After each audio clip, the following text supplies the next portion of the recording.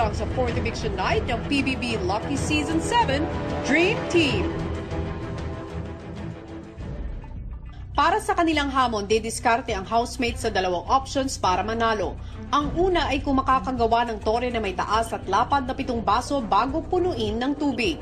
Ang pangalawang option ay gumawa ng 4 na mas maliit na tore na may lapad at taas na 4 na baso.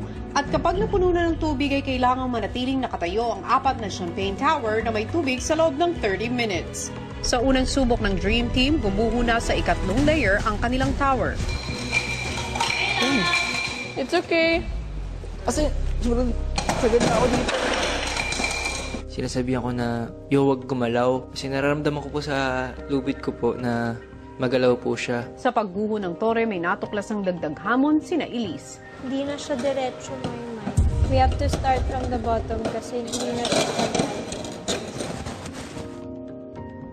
Sa kanilang ikalawang subok, mas mabilis nang nabuo ni Maymay at Elise ang tower.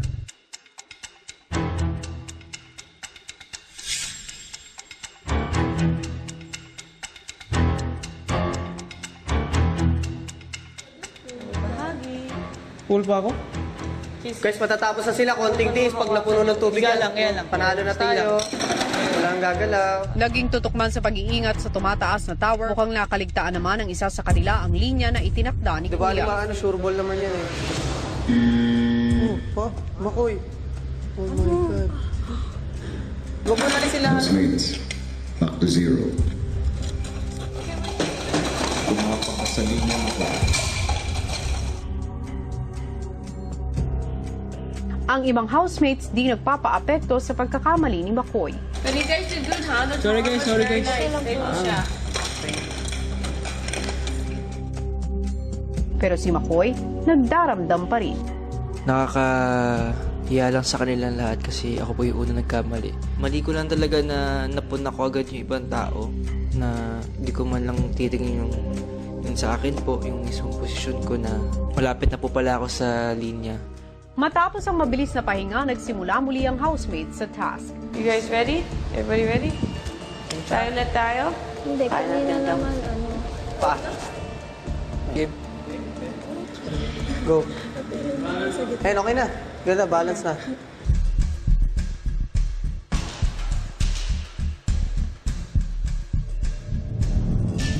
Konti na lang, galing. 7, 6, 5, 4. 4x4 knots, 3x3. Ang mga nagbubuhat, naramdaman na naman ang ngalay. Mababa. Sino? Akala ko talaga it would be much easier than it was. Hindi lang against time, against physical strength, against balance. Si Kisses, tinulungan na ng mga kasama. Sa'yo kasi mataas ka na rin eh. Nataas ka na. May tumaas naman oh. Tulong naman sa akin oh. May tumaas. Hila, backward ka. Konti. Nice. Nice. Yan. Wait lang ha. Ate may paki. Kaya ko mag-backward, Tanner? Kasi Halikan mo. Hindi na kaya backward. Sa likod. Ayan, matatapos na. Punta dito. Kisses, tiis na lang. Sorry, bebe. Okay lang po ako. Hanggang sa nakompleto na nila ang binubuong tower. It is okay. Nice. Ayan, lalagyan na ng tubig. Tiis na lang. Todo na yung lakas. Saan? Kaya na. Good job, guys. Too big. Tubig, May. Hindi po. Nico? Oo, sige, lumalapit na ako. Oh, hila. Ayan. Sige, tuloy. Tuloy-tuloy na, Mike. Kailangan siya mag-overflow.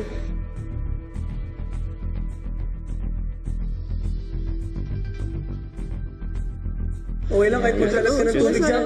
Sasaluhin talaga yan. Mag-even out naman siya. Hatak yung hatak. Go lang kasi Hatak sobrang yung. bigat eh. Yung, Kuya Makoy, patulong po. Up. Ate, parang... Hindi mo kaya. Okay, guys, we're so close. Can you imagine? We're halfway there. Halfway na. Oh, tila, tila. Madulas yung kamay ko, Kisses.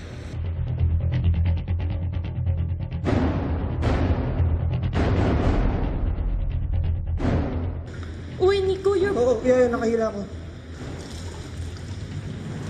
Lahat tayo taas konti. O, hila. 1, 1, 2, 3. 3. Go, hila. Taas konti. Ay, taas konti. Danner, full a little bit lang. Backward. Sobrang bigat. Anong gloves na po? Thank you. Wala. Ate, sobrang bigat. Ang dami Wala kong akong gloves. lalagyan. Oh, Daganan nyo. Ate. Lean back lang. Ate. Tutulong yung body weight nyo. Ayaw mo sa balikat. Tapos taas. Taas ito. backwards daw, officer.